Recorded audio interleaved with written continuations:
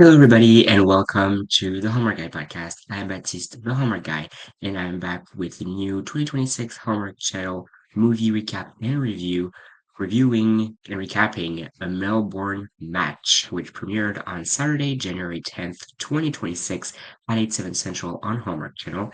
It is the second movie of Winter Escape 2026.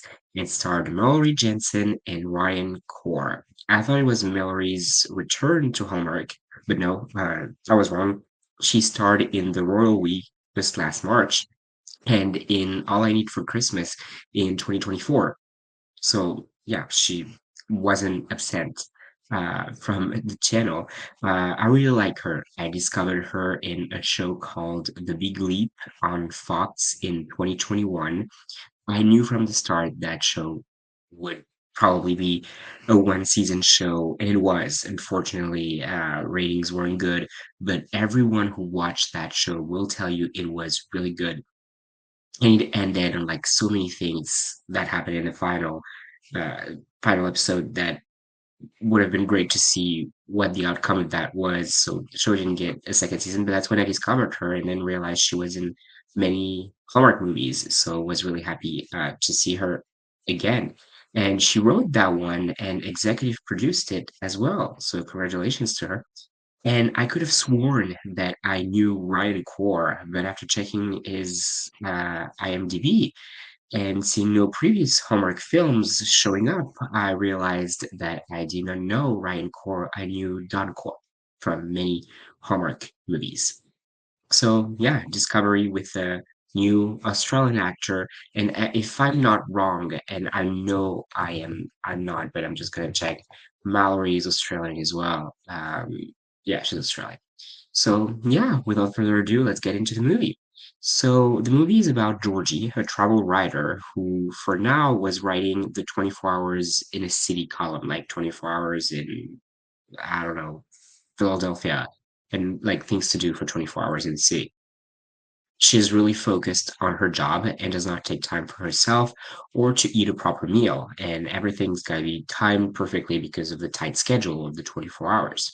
Her boss is about to retire, and to test her to see what role she could have later, he sends her to Melbourne, Australia, to write a Week in Melbourne article. So after a very long trip, her driver is not there to pick her up at the airport. So she waits and she waits and she waits. She waits. Zach, played by Ryan, finally shows up. His dad was supposed to pick Jordy up, but he threw his back in the morning. So Zach is taking over for the day. Georgie wants to go to the hotel, but does not realize that it is morning with, you know, time zones and time difference. So Zach drives her to get coffee and then shows her local art. Georgie really appreciates what he showed her and asks him to be her guide for the rest of the week. And he agrees under one condition: she has to ditch her schedule, to which she agrees, but it's not going to be easy. So right now, Zach is a tradesman, by the way. That takes her to see things that she would not have seen if she had followed her schedule, and people notice Zach and take pictures of him, but he tells Georgie it's nothing.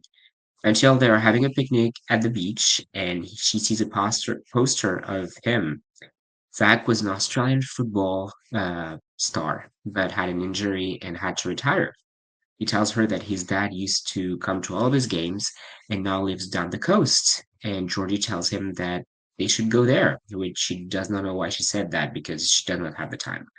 But they do go and have a great time. There, Georgie sees herself with Zach on a magazine cover, but nothing comes out of it at the time.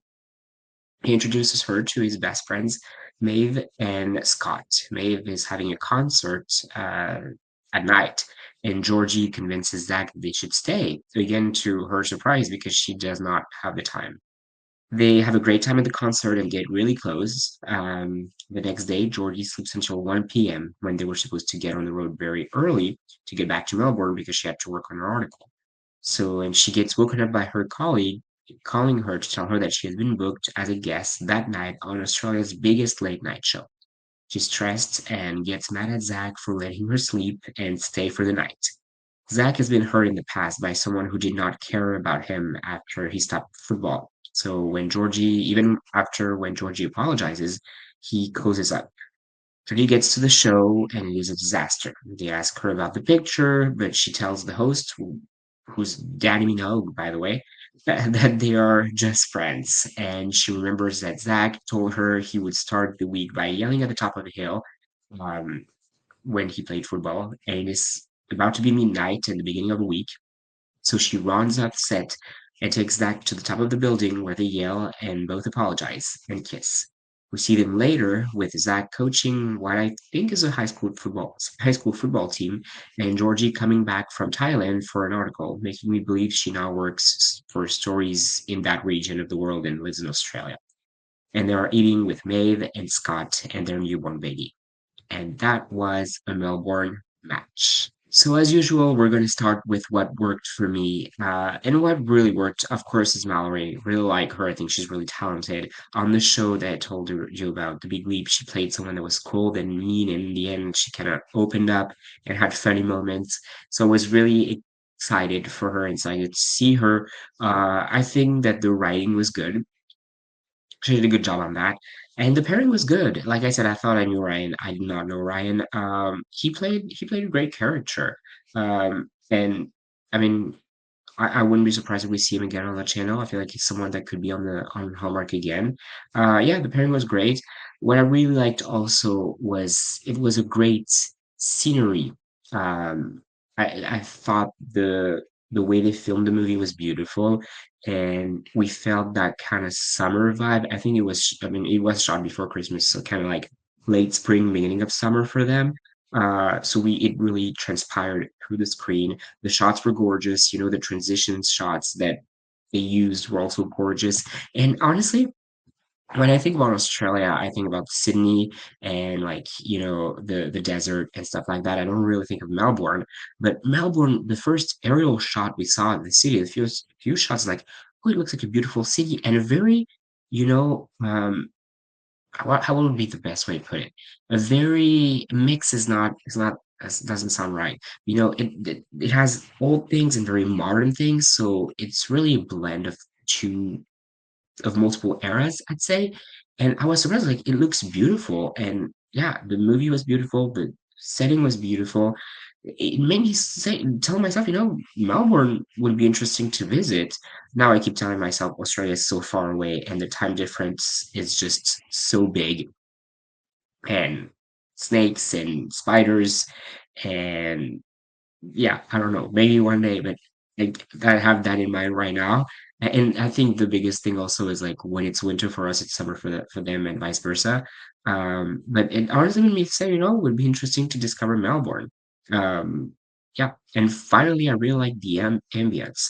Some of the background music and just the whole vibe atmosphere was really great and really kind of relaxing. And yeah, it really felt like an escape. So yeah, that really worked for me. What I did not like, I feel like the second half dragged. When he, when Zach started talking about his dad, I was like, oh, we're gonna go see the dad. There's gonna be something about the dad. We're gonna see the dad. And then Georgie says like, well, let's go see your dad. It's like there's gonna be drama with the dad because it's usually there's something wrong because they don't see the dad for a reason. And in that movie wasn't that, but I was like, I don't know, too many Hallmark movies made me believe that there would be drama with the dad. I mean, I was like, no, they are in good terms. But still, I was like, oh, we're gonna see the dad, and yeah, but it's gonna be like a quick thing, and we're gonna get back to Melbourne. And basically, the second half of the movie is them not being in Melbourne, even though again, great scenery, and but it dragged a little bit. And now looking back, it's like they didn't spend much time in Melbourne. But the title is a Melbourne match. They didn't match from Melbourne, so it still works. But yeah, it dragged. I was like, I don't know that we need all that time there. I mean, there were scenes between Scott, who's about to be a dad, and Zach setting up the stage. And of course, they talk a little bit about Zach, but they talk about Scott. And like, is it necessary? Even though it adds, and same thing with Georgie and Maeve, even though it's a very delicate subject about, I guess, infertility, and it's I'm sure a lot of people like that it was they shed a light on it, but I was like, this this feels like two different movies. Like, why are we dragging this that much when in the first half, like the days went by so fast and like we're spending so much time on that day. And same thing, I was like, how long, what time do I had to Google, stop and Google what time do Australians eat dinner? Because in the same day, they drove all the way down the coast. They were supposed to get there by noon. Then they went to the beach. Then they had lunch. Then they went to their friend's house where they were just started barbecue. And then they were setting up the stage and it was plain daylight outside. I was like, what time do they eat dinner? Like the time in that movie does not work. In that part of the movie does not work. So yeah, I felt like it dragged, and I, I don't know that we need to spend that much time there. Um, yeah, some things to point out. I know it relates to time actually.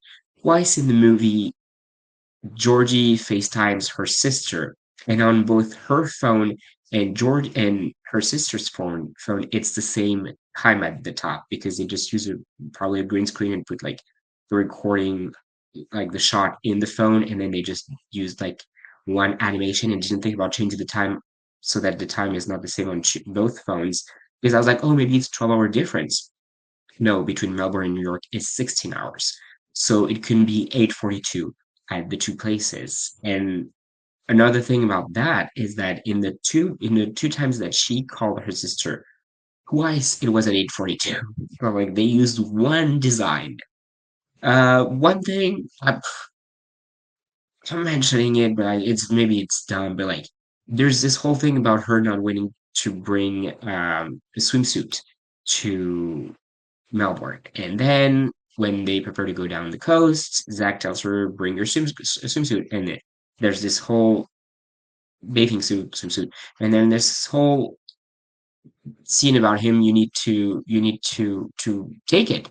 So she finally takes it, and then we see her at the beach with a like a shirt on her, and like this is so Hallmark. This is so we don't see her really in a swimsuit because I was thinking to myself, are we going to see her in a swimsuit? I don't feel like it's been done in Hallmark before, and I was like, yeah, the shirt's probably there for that.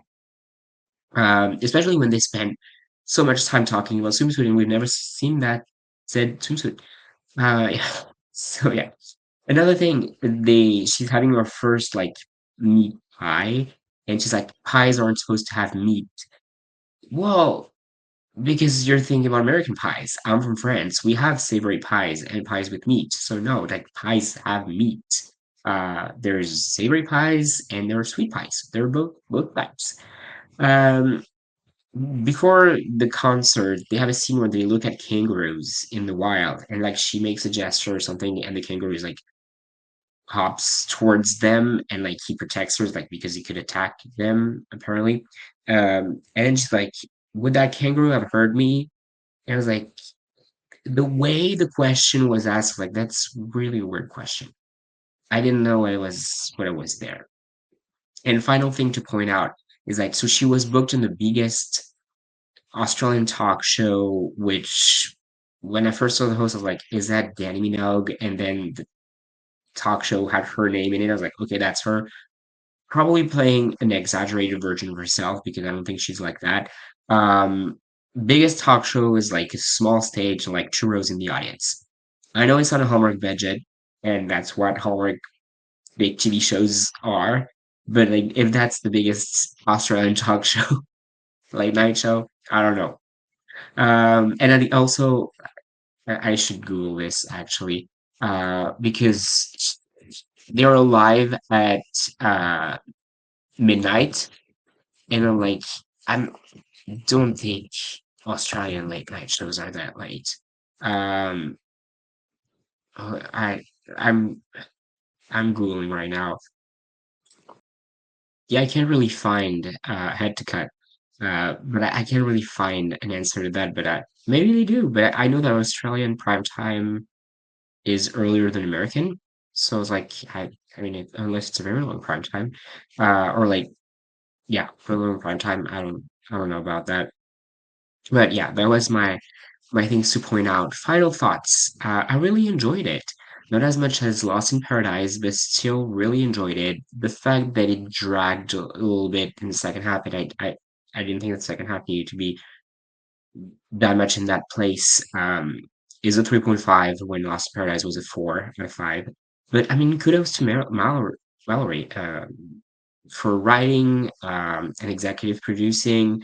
I was like, she did a really great job. And I like that she was able, it's probably like a really passion project for her because it's about Australia and she's Australian. But when I first heard her talking in the movie, I was like, you get to write, I mean, she wrote it, so she made the decision, but you get to write a movie about Australia, and you get to shoot it in Australia, and you have to pretend to be American when you're Australian. So, like, that's funny to point out. But yeah, congratulations to her. And so far, great surprises for Winter Escape. I've said multiple times, I'm not a fan of movies that take place abroad unless it's a fake European monarchy. Uh, but and last year I didn't really enjoy Winter Escape. I enjoyed one of the movies out of the four, and so far I've been loving the two. Now that I've said that, I jinxed it, and I'm gonna hate the other ones. Hopefully not, but yeah, so far a great surprise. So yeah, that's it for a Melbourne match. Thank you so much for watching. Let me know in the comments what you thought of the movie. If you agree with me, what's your take on it? Don't forget to subscribe, like. It helps grow the channel, and follow me on Instagram at the Hallmark Guy Podcast. I post clips from the podcast and special Instagram posts. So yeah, thank you guys so much for watching, and I will see you guys in the next episode. Bye.